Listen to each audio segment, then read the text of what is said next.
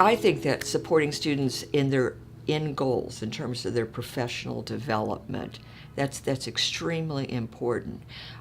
So in my area, in English studies, for example, the research methods course I teach brings together students in our subfields. Now, this is interesting because here we think English, it's kind of like George Bernard Shaw said that Americans and English are a common people separated by language. Okay?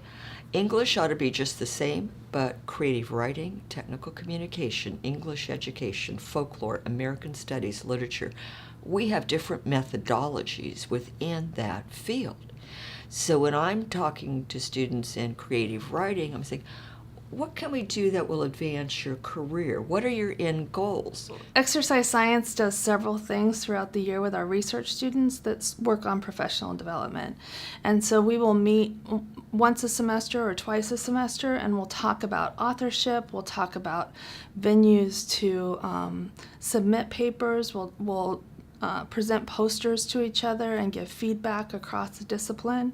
And so I think that really opens up a way of not only professional development within their line, but a broader kind of expansion of the types of, our field is interdisciplinary, so they get a good sense of the breadth of the disciplines. So for academic experience, I think I have been actually trying to encourage students to go to NCUR, and also submitting their research projects to some of the professional conferences in the discipline of communications. And I think this is a good opportunity for them to know what other students are doing, and also what a real, I would say, a true professionals in the academic is actually doing in pursuing academic excellence. Yeah, so we take students to conferences often, and before they go, we're usually working on their poster, and they get to practice it a few times. When we're there, we often will have dinners or lunches with other experts in the field, and we invite students, we introduce them to other people.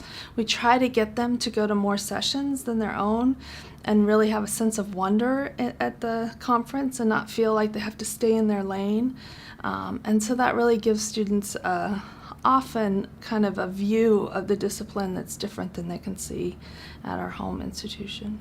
Many of the students in communications, they are not necessarily thinking about going to grad school right after graduation. They are thinking about to what extent the research will inform my graduation plan as a professional in to pursue some career in the professional fields.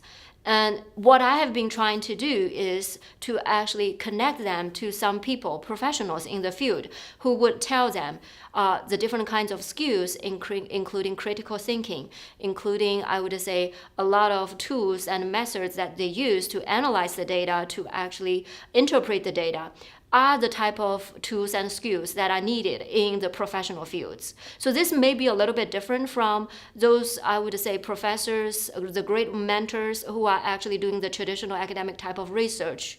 But here what I'm trying to say is maybe it's not just about the networking in the academic field, but also build a bridge for those who are doing undergraduate research projects to the professional field. That's actually something that is really good, especially when we have alum who actually did the undergraduate research or completed those kind of experiences. And once they actually started a job, and when they come back, when they talk about how that experience has actually informed them and also helped them applying for jobs, I mean, that's where we see how this kind of experience is connected to the professional development.